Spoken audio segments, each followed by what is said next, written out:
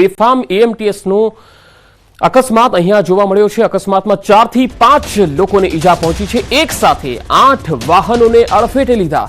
આ બનાવ અમદાવાદના જોધપુર 4 રસ્તા પાસે થયો હતો। અકસ્માત કાર, રિક્ષા અને બાઇક વચ્ચે, જેમાં એએમટીએસે આ ત્રણેયને અડફેટે લીધા। ટ્રાફિક સિગ્નલ પર ઉભેલા વાહનોને ટક્કર મારી। એએમટીએસની 151 નંબરની બસ હાટકેશ્વરથી ઘુમા જતી હતી। અકસ્માત કરનાર એએમટીએસ ચાલકની અટકાયત કરી લેવાઈ છે। तो બે अलग अलग तस्वीर आपने बतावी रह्या छीए। पहली तस्वीर में तमे जोई शको छो कि एएमटीएस पूरपाट झड़पे जती हती अने जे वाहनो अड़फेटे आया वच्चे तेने अड़फेटे लेता लेता ते आगळ वधी अने तेना कारणे ज जे लोको सिग्नल पर उभा हता ए तमाम वाहन चालकोने नानी मोटी ईजा थई।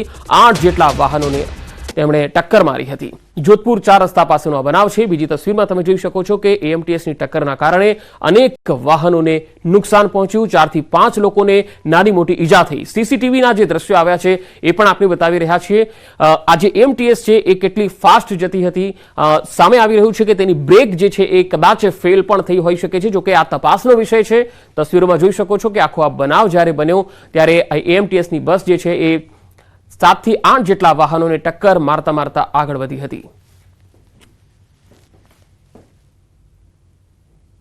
रस्ता नजीक एएमटीएस बस चालके अकस्मात सर्ज्यो छे। आप दृश्यनी अंदर जोई शको छो लगभग 7 થી 8 વાહનોને ટક્કર મારી હતી અને જે ગંભીર અકસ્માત કહી શકાય। જો કે સદનસીબે કોઈ પણ પ્રકારની જાનહાનિ થઈ નથી, પરંતુ આપ જે દ્રશ્ય જોઈ રહ્યા છો તે દ્રશ્ય પરથી જ અંદાજો લગાવી શકાય છે કે આ એએમટીએસ બસ ચાલક છે તે કેટલી પૂરપાટ ઝડપે હશે કે જેણે આ પ્રકારનો અકસ્માત સર્જ્યો છે। આ એક ગાડી નહીં પરંતુ આવા લગભગ 7 થી 8 વાહનો છે, રિક્ષા, બાઇક, ગાડીઓ સહિત 7 થી 8 વાહનોને ટક્કર મારી હતી। આપણી સાથે ગાડીના જે ચાલક છે તેમની સાથે વાત કરીશું।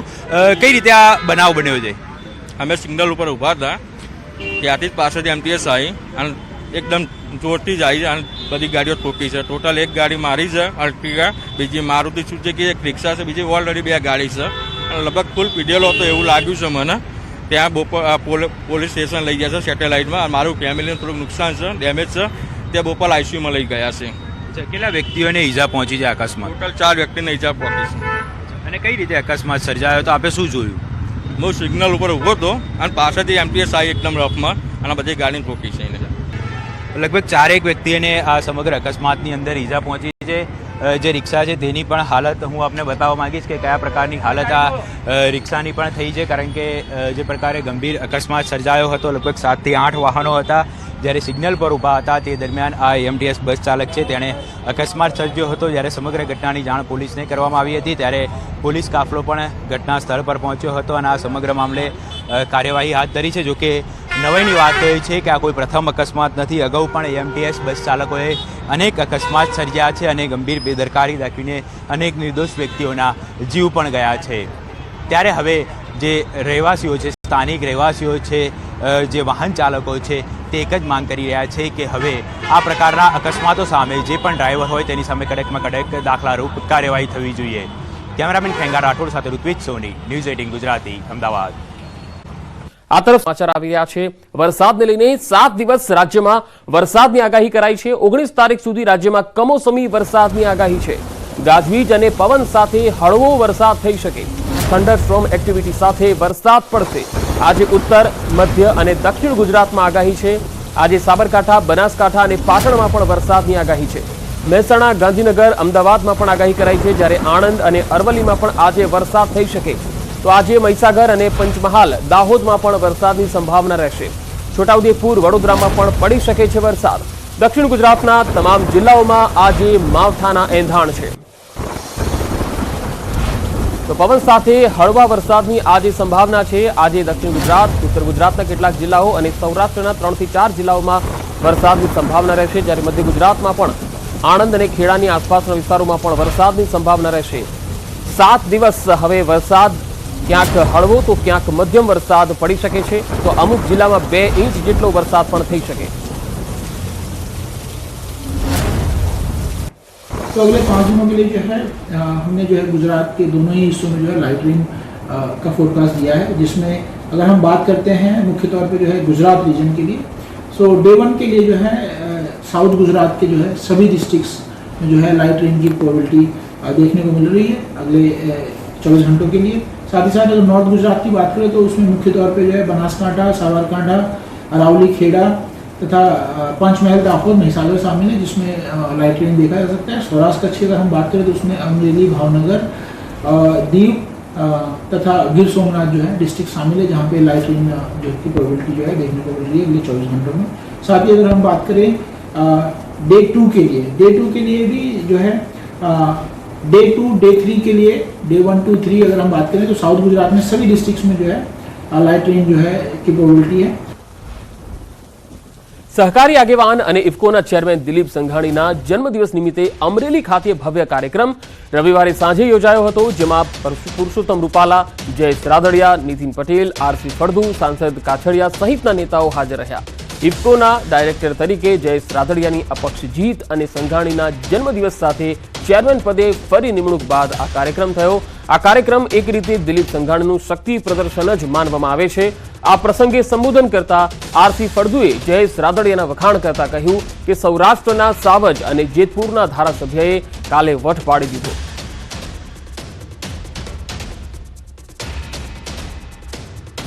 સૌરાષ્ટ્રના સાવજના સંતાન, જેતપુરના ધારાસભ્ય અને એમને પણ કાલે વટ પાડી દીધો। ભાઈ જયેશને અભિનંદન આપું છું અને રૂપાલા સાહેબને બિફોર ટાઈમ ઘણી વખત આપી દીધા અને આજે પાછા આપી દઈએ। એ વટથી આવે છે રાજકોટમાંથી, ખુમારીમાં આંચ ન આવે। વાસ્તવમાં દિલીપભાઈનું જીવન એક પ્રકારનો યોદ્ધો છે। તો ઇફકો ડાયરેક્ટર પદે ચૂંટાયા બાદ જયેશ રાદડિયાએ સંબોધનમાં દિલીપ સંઘાણીનો પણ આભાર માન્યો। સાથે જ જાહેર મંચ પરથી કહ્યું કે કોઈ પણ મુશ્કેલી સમયે સંઘાણી તેમને સહકાર આપે છે। મેન્ડેટ અંગેની વાત પર તેમણે ખુલાસો પણ કર્યો કે જેનો એક વખત હાથ પકડે પછી હાથ મુકતા નથી, દિલીપભાઈએ સાબિત કરી બતાવ્યું છે। અને હું તો ત્યાં સુધી કહીશ, અમે રસ્તામાં આવતા હતા ભાવેશભાઈ વાત કર્યું કે ભાઈ મનીષનું ધ્યાન રાખે છે ને એનાથી વિશેષ એને મારું ધ્યાન રાખ્યું છે।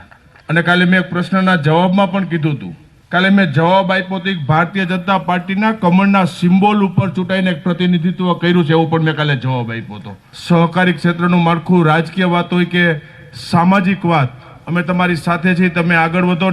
અને ત્યારે એ ઘટનાની અંદર સંઘાણી સાહેબે મજબૂત રીતે મારી સાથે ઉભા રહી અને વટભેર આ ઇફકોની અંદર પહોંચાડવામાં પણ સંઘાણી સાહેબે ખૂબ મદદ કરી છે। એમનું પણ ઋણ ક્યારેય હું ભૂલી શકું એમ નથી। તો દિલીપ સંઘાણીના જન્મદિવસની ઉજવણીના આ કાર્યક્રમમાં પુરુષોત્તમ રૂપાલા, જયેશ રાદડિયા, નીતિન પટેલ, આરસી ફળદુ, સાંસદ કાછડિયા સહિતના નેતાઓ હાજર રહ્યા। જ્યાં સંઘાણીના શક્તિ પ્રદર્શનની વાત અંગે નીતિન પટેલે પણ કંઈક આ રીતે જવાબ આપ્યો હતો।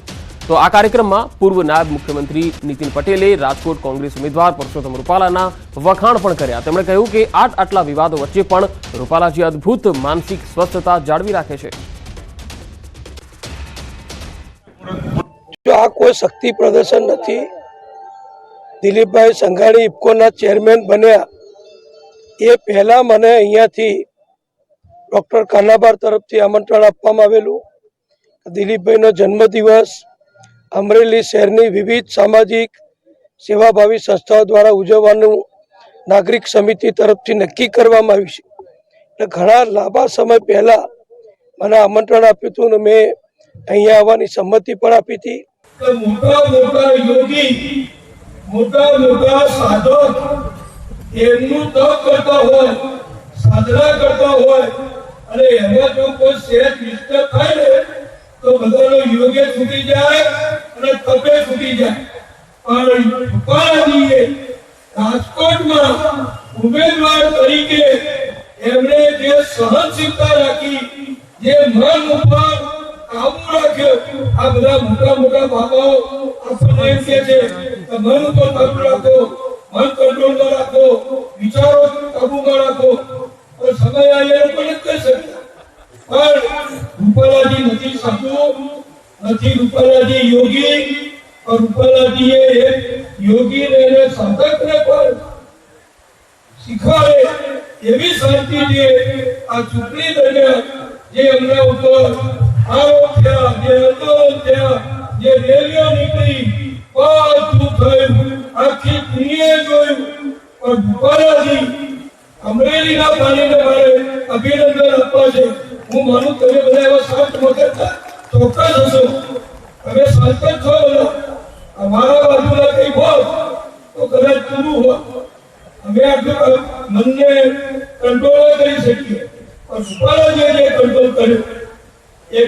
તો હું એમ કહું કે એક રાજકારણીને પણ એક યોગી કરતા ઉપર જાય એ કક્ષાનું એમણે જે મન ઉપર કાબુ રાખ્યો છે એ બધા એમને અભિનંદન આપું છું. અમે બધા હોશિયાર છો. પહેલા લડાઈ થતી હતી રજવાડાઓની તો પોતાના મેદાનમાં કોઈ નતું કરતું, બીજાના મેદાનમાં જે લડાઈ કરતા હતા. આજે અમરેલી એવું કર્યું, તમે રાજકોટનું ક્ષેત્ર પસંદ કર્યું. રૂપાલા સાહેબ તો જાય, કારણ કે ત્યાં આગળ એમને રાજ્યસભામાંથી મોદી સાહેબે નિર્ણય કર્યો કે તમારે ચૂંટણી લડી બધાની વચ્ચે જય વિજય સિદ્ધ કરીને ફરીથી દિલ્હી આવવાનું છે અને એમને આદેશનું પાલન કર્યું. પણ બીજા જે લોકો સામના કરી શકે અમરેલીના વિકાસને, અમરેલીના એક વ્યક્તિ જે મોટો થાય તો એને આપણે મોટો કરવો જોઈએ, એને મદદ કરવી જોઈએ. એના બદલે તમારી પાછળ હું આવું તને જ કરવું નહીં એ કહેવા વાળા અહીં કઈ લેવા દેવા નથી. રાજકોટમાંથી કોઈ આમંત્રણ નતું. રાજકોટના લોકો સામા પક્ષના એ વ્યક્તિના જેવાથી વિસરી ગયા, પણ ગયા એ ગયા. હવે રૂપાલાજી ક્યાં રહેશે? અને ભાઈ વખતે વખતે તમારી બધાની વચ્ચે રાજકોટની જનતા એમને પ્રેમથી પાછા મોકલશે, તો એની તૈયારી પણ અમે રાખજો. કાશીમાં હર હર મહાદેવની સાથે સાથે કાશીની ગલીઓમાં 2 લોકસભાની ચૂંટણીથી મોદીના નારા સંભળાઈ રહ્યા છે. આ વખતે પણ ભવ્ય જીત માટે કાશી કંડારાઈ ગયું છે. ભાજપે જીતનો માચડો ઘડી લીધો છે.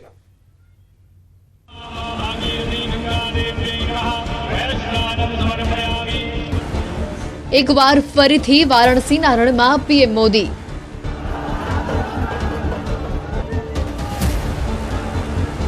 પીએમ મોદીના નામાંકનને લઈને ભવ્ય તૈયારી.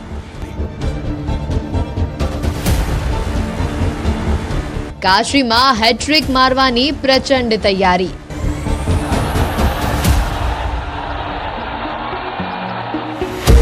એ ભવ્ય નજારો મહાદેવની નગરીમાં ફરીથી નજર આવશે. પીએમ મોદીનો રોડ શો યોજાશે. રસ્તાની બંને તરફ મોદીના નારાથી ગુંજશે મહાદેવની નગરી. મંગળવારે એવો જ નજારો કાશીમાં જોવા મળશે. જ્યારે પીએમ મોદી નામાંકન પહેલા તેમના સંસદીય ક્ષેત્ર વારાણસીમાં રોડ શો કરશે. પીએમ મોદીના રોડ શોમાં બનારસી અંદાજ જોવા મળશે. ભવ્ય ભારતની ઝલક જોવા મળશે. એટલે કે દર વખતની જેમ કાશીમાં પીએમ મોદીના નામાંકનને લઈને જોરદાર તૈયારીઓ કરાઈ રહી છે. હવે એક નજર કરીએ પીએમ મોદી નામાંકન પહેલા શું કરશે તેના પર. નામાંકન પહેલા પીએમ મોદીનો કાર્યક્રમ સાંજે 5 વાગે રોડ શો. 14 મે 2024 10:15 કાલ ભૈરવ મંદિરમાં પૂજા. 10:45 એનડીએ નેતાઓ સાથે બેઠક. 11:40 નામાંકન. 12:15 પાર્ટીના નેતાઓ સાથે બેઠક. આ વર્ષે પણ વારાણસીમાં ભવ્ય જીતની તૈયારીઓ કરાઈ રહી છે. પહેલી 2 ચૂંટણીના આધારે કહી શકાય છે કે પીએમ મોદીને ટક્કર આપવા વાળું કોઈ નથી. પીએમ મોદી જ્યારે વારાણસીથી ચૂંટણી લડ્યા છે ત્યારે ભવ્ય જીત મેળવી છે. વારાણસીમાં પીએમ મોદીની ભવ્ય જીત. વારાણસીમાં 2014માં પીએમ મોદીને 56.37% મતથી જીત મળી, જે જીતનું અંતર હતું 3,71,784. તો બીજી તરફ 2019ની લોકસભાની ચૂંટણીમાં પણ પીએમ મોદીને 63.6% મતોથી જીત મેળવી હતી, જે જીતનું અંતર હતું 4,79,505. પીએમ મોદી જ્યારે કાશી આવ્યા ત્યારે તેમને માન સન્માન ભવ્ય જ મળ્યું છે અને એનું જ પરિણામ રહ્યું જે જ્યારે પણ બનારસ આવે છે ત્યારે તેઓની વાતોમાં માં ગંગા અને કાશીવાસીઓ પ્રત્યે સન્માન અને પ્રેમ જોવા મળે છે. पहले मैं सोच रहा था कि भारतीय जनता पार्टी ने मुझे यहां भेजा है, फिर लगता है शायद मैं काशी जा रहा हूं, लेकिन आज यहाँ आने के बाद लगता है कि न मुझे किसी ने भेजा है, न मैं यहाँ आया हूँ, मुझे तो माँ गंगा ने बुलाया है। काशी ने इतना प्यार दिया कि बनारस के फक्कड़पन में ये फकीर भी रम गया। ગુજરાત છોડી નરેન્દ્ર મોદી જ્યારે ઉત્તર પ્રદેશની સીટ ઉપર લડવા આવ્યા ત્યારથી જ તેઓને કાશીવાસીઓએ અપનાવી લીધા। વારાણસીમાં પ્રથમ વખત પીએમ મોદી સામે મુકાબલો કરવા આમ આદમી પાર્ટી તરફથી કેજરીવાલે ચૂંટણી લડી હતી અને તેઓને હાર મળી હતી।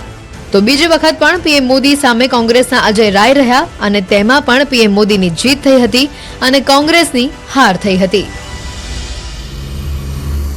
ત્યારે હાલ તો પીએમ મોદીના નામાંકનને લઈને ભવ્ય તૈયારીઓ થઈ ગઈ છે અને આ વખતે પણ ભાજપ અને સમર્થકો ભવ્ય જીતની આશા રાખી રહ્યા છે।